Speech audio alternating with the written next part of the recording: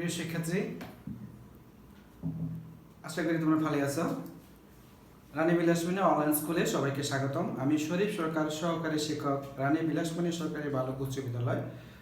প্রিয় শিক্ষার্থী, আজকে আমি তোমাদের যে বিষয়টি নিয়ে আলোচনা করব সে বিষয়টি হচ্ছে যারা নবম দশম শ্রেণীর শিক্ষার্থী, বিজ্ঞান শিক্ষার্থী, তোমাদের রসায়ন বইয়ের একটি গুরুত্বপূর্ণ অধ্যায় হচ্ছে রসায়ন ও শক্তি। আমি সেখান থেকে আজকে তোমাদের যে বিষয়টি আলোচনা করব সেটা হচ্ছে গ্যালভানিক কোষ। হ্যাঁ, তোমরা ইতিপূর্বে আমার তড়িৎ বিশ্লেষণ কোষের যে লেকচারটি দেখেছো, আশা করি মোটামুটি সেখান থেকেও গ্যালভানিক কোষ সম্বন্ধে একটা প্রাথমিক ধারণা পেয়েছো। এবং আজকের ভিডিওটা যারা দেখবে, আমি আশা করব যে তোমরা আমার পূর্বের তড়িৎ বিশ্লেষণ সম্পর্কিত যে ক্লাসটি আছে সেটা তোমরা দেখবে, তাহলে আজকের ক্লাসটি তোমাদের বুঝতে অনেক সুবিধা হবে। এবং আমার সবগুলো ক্লাস তোমরা একসাথে পাবে YouTube channel support to RBM. সেখানে গেলে তোমরা আমার সবগুলো ক্লাস প্রায় এখন পর্যন্ত প্রায় 45টি ক্লাস আছে, তোমরা সেখানে ক্লাসগুলো দেখতে পারো, তোমাদের সুবিধা হবে। এবং অবশ্যই সাবস্ক্রাইব করবে। তাহলে প্রিয় শিক্ষার্থী, আমরা আসলে শুরুতে জেনে নিই যে আসলে গ্যালভানিক কোষ বলতে কি বোঝো। তোমরা জানো যে দু রকমের তড়িৎ রাসায়নিক কোষ আছে। তড়িৎ রাসায়নিক কোষ হচ্ছে যে কোষে রাসায়নিক বিক্রিয়ার মাধ্যমে রাসায়নিক শক্তিকে তড়িৎ শক্তি অথবা তড়িৎ শক্তির সাহায্যে রাসায়নিক বিক্রিয়া ঘটানো হয়, তাকে তড়িৎ রাসায়নিক কোষ বলে। যেমন গ্যালভানিক কোষ, যেমন তড়িৎ বিশ্লেষণ কোষ, যেমন শুষ্ক কোষ। এটা এক ধরনের গ্যালভানিক কোষ। তাহলে একটা হচ্ছে গ্যালভানিক কোষ আর একটা হচ্ছে তড়িৎ বিশ্লেষণ কোষ। তাহলে তড়িৎ বিশ্লেষণ কোষ আসলে কোনটি? তড়িৎ বিশ্লেষণ কোষ হচ্ছে যেখানে গলিত বা দ্রবীভূত তড়িৎ বিশ্লেষ্য দ্রবণের মধ্যে বাইরে থেকে বিদ্যুৎ শক্তি ব্যবহার করে তড়িৎ রাসায়নিক বিক্রিয়া ঘটানো হয়, তাকে বলা হয় তড়িৎ বিশ্লেষণ কোষ। এটা হচ্ছে একটা তড়িৎ বিশ্লেষণ কোষ। আর গ্যালভানিক কোষ হচ্ছে যে তড়িৎ রাসায়নিক কোষের অভ্যন্তরে স্বতঃস্ফূর্তভাবে রাসায়নিক বিক্রিয়া ঘটে রাসায়নিক শক্তি তড়িৎ শক্তিতে রূপান্তরিত হয়, তাকে গ্যালভানিক কোষ বলে। তাহলে আজকে মূলত আমি তোমাদের আলোচনা করব গ্যালভানিক কোষ নিয়ে। তোমরা দেখতে পাচ্ছ এখানে আমি একটি গ্যালভানিক কোষের চিত্র এঁকে রেখেছি। দুই পাশে দুটি পাত্র। এটা হচ্ছে অ্যানোড এবং এটা হচ্ছে ক্যাথোড। এখন প্রিয় শিক্ষার্থী, তোমরা একটা জিনিস লক্ষ্য করো, যেখানে আলাদাভাবে দুটি পাত্র নেওয়া হয়েছে এবং তোমরা তড়িৎ বিশ্লেষণ কোষে দেখেছিলে যে একটা পাত্রের মধ্যে কখনো একই রকম তড়িৎ বিশ্লেষ্য বা ভিন্ন রকম তড়িৎ বিশ্লেষ্য। আমরা এখানে দুটি পাত্রের মধ্যে দুটি ভিন্ন ভিন্ন তড়িৎ বিশ্লেষ্য রেখেছি। এটাকে বলা হয় অ্যানোড এবং এটাকে বলা হয় ক্যাথোড। এখন একটা মজার জিনিস লক্ষ্য করো যে এই অ্যানোডটা হচ্ছে জিঙ্কের, এই অ্যানোডটা হচ্ছে কপারের। এখন তুমি হয়তো প্রশ্ন করতে পারো যে এটা জিঙ্কের, এটা কপারের, আমরা কি এটা কপারের বা এটা জিঙ্কের আমরা কি বিপরীতভাবে নিতে পারি কিনা? আসলে আমরা চাইলেই যে কোনো ধাতু দিয়ে আমরা তড়িৎদ্বার তৈরি করতে পারি না, সেটার একটা বিষয় আছে। কারণ তড়িৎদ্বার তুমি অ্যানোডে ক্যাথোডে কোন ধাতু দিয়ে তৈরি করবে এটা নির্ভর করবে সেই ধাতুর জারণ ক্ষমতার উপর ডিপেন্ড করবে। তোমরা দেখো যেখানে আমি একটা সিরিজ রেখে এসেছি, তড়িৎ রাসায়নিক সারির একটা সিরিজ, তাকে তড়িৎদ্বার শ্রেণী বলা হয়। তড়িৎদ্বার শ্রেণী এটা মূলত জারণ ক্ষমতার উপর নির্ভর করা হয়। যে ধাতুর জারণ ক্ষমতা যত বেশি সেই ধাতু দিয়ে আগে তৈরি করা হবে অ্যানোড। তোমরা লক্ষ্য করো যে এখানে এটা তোমরা লক্ষ্য করো যে এই একেবারে নিচে রাখা আছে কপারের উপরে হচ্ছে জিঙ্ক। তার মানে জিঙ্কের জারণ ক্ষমতা অনেক বেশি, কপারের জারণ ক্ষমতা জিঙ্কের চেয়ে অনেক কম। এই জন্য জিঙ্ক দিয়ে তৈরি করেছি অ্যানোড এবং কপার দিয়ে করেছি ক্যাথোড। এবং আরেকটি মজার বিষয় হচ্ছে যে ধাতুর অ্যানোড নিবা সে ধাতুর তুমি লবণ নিতে হবে, এবং যে ধাতুর ক্যাথোড সে ধাতু নিতে হবে লবণ। যেমন জিঙ্কের অ্যানোড আমরা নিয়েছি তার দ্রবণ জিঙ্ক সালফেট, এবং কপারের অ্যানোড আমরা নিয়েছি কপারের সালফেট।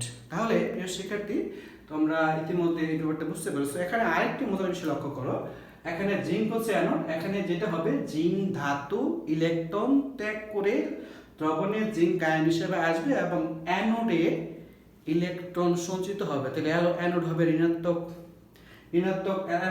একটা ধারণ করবে। তাহলে একটা মজার বিষয় লক্ষ্য করো, গ্যালভানিক কোষের অ্যানোড আর তড়িৎ বিশ্লেষণ কোষের অ্যানোড কিন্তু ভিন্ন রকম। তড়িৎ বিশ্লেষণ কোষের অ্যানোড তড়িৎ উৎসের ধনাত্মক প্রান্তের সাথে যুক্ত, আর গ্যালভানিক কোষের অ্যানোড সেই ধাতুর, যেমন এখানে জিঙ্ক ধাতু অ্যানোড তৈরি করে, এখানে জিঙ্ক ইলেকট্রন ত্যাগ করবে এবং অ্যানোডে ইলেকট্রন সঞ্চিত হবে, এটা ঋণাত্মক হিসেবে ধারণ করবে এবং সেটা তড়িৎ তার দিয়ে ক্যাথোডে আসবে এবং তড়িৎ বিশ্লেষণ কোষে অ্যানোডটি ধনাত্মক প্রান্তের সাথে যুক্ত আছে। তাহলে তড়িৎ বিশ্লেষণ কোষের অ্যানোড আর গ্যালভানিক কোষের অ্যানোড দুটার ফাংশন একটু ভিন্ন রকম।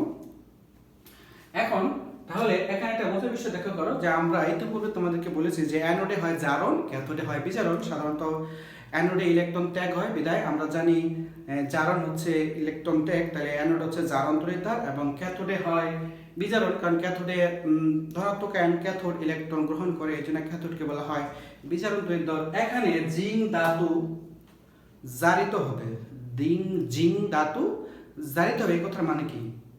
বিজারক জারিত হয়, জারক বিজারিত হয়। তাহলে বিজারক জারিত হয় মানে হচ্ছে সেখানে জারণ ঘটে। অর্থাৎ বিজারক কাকে বলে? যে পদার্থ ইলেকট্রন ত্যাগ করে, যে আয়ন বা মৌল, যে পদার্থ যে অংশ ইলেকট্রন ত্যাগ করে তাকে বিজারক বলে। যেহেতু ইলেকট্রন ত্যাগ মানে জারণ, তাহলে এখানে জিঙ্ক ধাতু জারিত হয়, কথার মানে হচ্ছে এখানে জারণ ঘটে, অর্থাৎ ইলেকট্রন ত্যাগ হয়। তাই বিজারক জারিত হয়, জারক বিজারিত হয়। তাহলে জিঙ্ক ধাতু দুটি ইলেকট্রন ত্যাগ করে দ্রবণে আসবে এবং অ্যানোডে ইলেকট্রন সঞ্চিত হবে। এই ইলেকট্রন এই পরিবাহী তার দিয়ে ক্যাথোডে আসবে এবং এই অংশের যে দ্রবণে থাকা ক্যাটায়ন অর্থাৎ কপার আয়ন ক্যাথোডে যে সেই ইলেকট্রন গ্রহণ করবে। তাহলে ক্যাটায়ন ক্যাথোডে যে ইলেকট্রন গ্রহণ করবে এখানে হবে বিজারণ। জিঙ্ক ধাতু ইলেকট্রন ত্যাগ করবে, অ্যানোডে ইলেকট্রন সঞ্চিত হবে। তাহলে এখানে ইলেকট্রন ত্যাগ করবে এখানে, তাহলে এখানে জারণ ঘটবে এবং দ্রবণে জিঙ্ক আয়ন আসবে। তাহলে এখানে জিঙ্কের জারণ ঘটবে, এখানে কপার ধাতু কপার আয়ন ইলেকট্রন গ্রহণ করবে, কপারের বিজারণ ঘটবে। তাহলে এতক্ষণ আমরা বুঝলাম যে দুটি পাত্রে আলাদা দ্রবণের মধ্যে তড়িৎদ্বার কেন ভিন্ন ভিন্ন নেওয়া হয় এবং সেটা কোন নিয়ম অনুসারে নেওয়া হয় সেটা আমরা জানলাম। কোথায় জারণ ঘটে, কোথায় বিজারণ ঘটে সেটাও আমরা জানলাম। একই সাথে আমরা জানলাম যে তড়িৎ রাসায়নিক কোষের অ্যানোড এবং তড়িৎ বিশ্লেষণ কোষের অ্যানোড একটু ভিন্ন প্রকৃতির হবে। এবং এবার আসো আমরা একটা মজার জিনিস জানি, তোমরা খেয়াল করো, এখানে জিঙ্ক আয়ন দুটি ইলেকট্রন ত্যাগ করে দ্রবণে আসবে, তো দ্রবণে ধনাত্মক আয়নের পরিমাণ বেড়ে যাবে। এখানে কপার ক্যাটায়ন ক্যাথোডে যে ইলেকট্রন ত্যাগ করে এখানে জমা হবে, তাহলে এখানে ধনাত্মক আয়নের পরিমাণ হ্রাস পাবে, মানে এখানে কি হবে?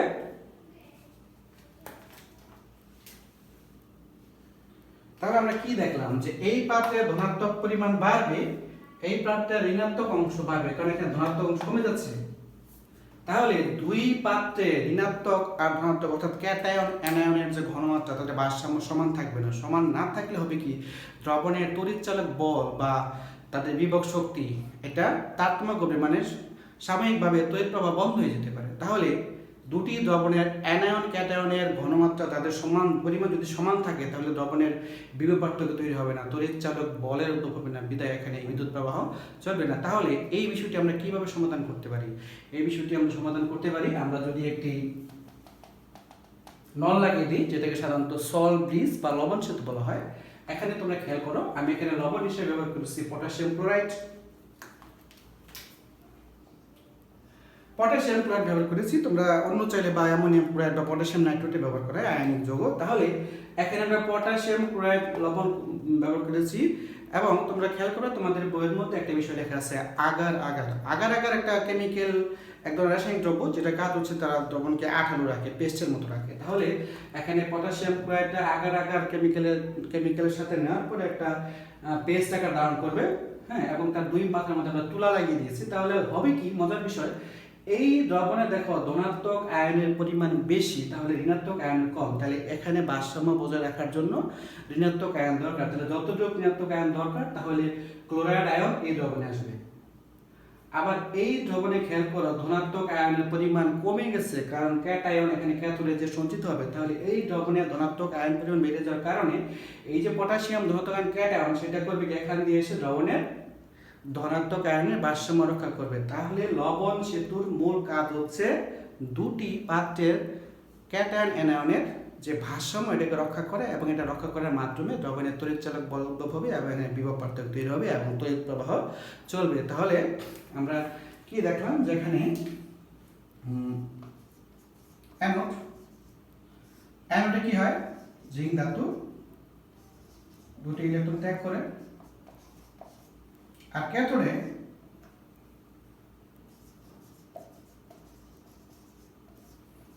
কি হয়, কপার ক্যাটায়ন দুটি ইলেকট্রন গ্রহণ করে মুক্ত হয়।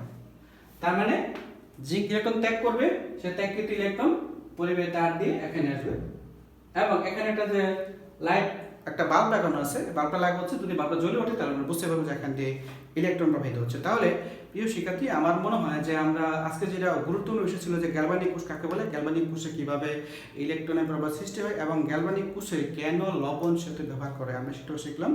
আসো আমরা গ্যালভানিক সেতুর মতোই একটি সহজ জিনিস শিখে ফেলি একই সাথে, সেটা হচ্ছে শুষ্ক কোষ বা ড্রাই সেল। দেখো এখানে একটা ড্রাই সেল চিত্র আমি এঁকে রেখেছি। দেখো এটা মাঝখানে যে কালো অংশ, এটা হচ্ছে কার্বন দণ্ড, অর্থাৎ এটা গ্রাফাইটের তৈরি, তোমরা জানো গ্রাফাইট বিদ্যুৎ পরিবাহী, এবং এই কার্বন দণ্ডটা এখানে ক্যাথোড হিসেবে কাজ করে, এবং তার বাইরে জিঙ্কের যে কোটা লাগানো আছে সেটা তোমরা এখানে অ্যানোড হিসেবে কাজ করে, এবং এই মাঝখানে যে ফাঁকা অংশ সেখানে দেখো ম্যাঙ্গানিজ ডাইঅক্সাইড, অ্যামোনিয়াম ক্লোরাইড এবং জিঙ্ক ক্লোরাইড থাকে। হ্যাঁ, তাহলে এখানে এই ফাঁকা অংশে ম্যাঙ্গানিজ ডাইঅক্সাইড, অ্যামোনিয়াম ক্লোরাইড এবং জিঙ্ক ক্লোরাইডের পেস্ট থাকে। পেস্ট অর্থাৎ আমরা যে টুথপেস্ট দিয়ে দাঁত মাজি, যেটা দেখো একটা একেবারে লিকুইড না, একটা পেস্ট আকৃতির, যেটা একটা পড়ে যায় না। তাহলে আসলে এটাকে ড্রাই সেল বলার কাজ হচ্ছে এখানে তরল দ্রবণ ব্যবহার না করে এখানে সে রাসায়নিক দ্রব্যের এক ধরনের পেস্ট ব্যবহার করে, এই জন্য এটাকে ড্রাই সেল বলা হয়। ড্রাই সেল এক ধরনের গ্যালভানিক কোষ। কেন গ্যালভানিক কোষ? কারণ ড্রাই সেলের অভ্যন্তরে শুষ্ক কোষে স্বতঃস্ফূর্তভাবে রাসায়নিক বিক্রিয়ার মাধ্যমে আমরা বিদ্যুৎ শক্তি পাই। আমরা যখন একটি ব্যাটারিকে রিমোটের সাথে যুক্ত করি তখন সেখানে একটা বর্তনী পূর্ণ হয় এবং সেখানে তড়িৎ চালক বল উদ্ভব হয়, অর্থাৎ বিভব পার্থক্য সৃষ্টি হয়। তখন সেখানে কি ঘটবে? তখন হবে কি, তোমার সেখানে যে জিঙ্কের যে অ্যানোড লাগানো আছে, জিঙ্ক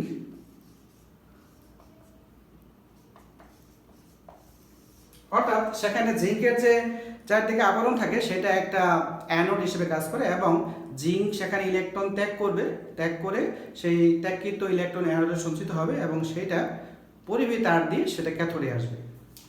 এবং এই যে ত্যাগকৃত যে দুটি ইলেকট্রন সেটা হবে কি,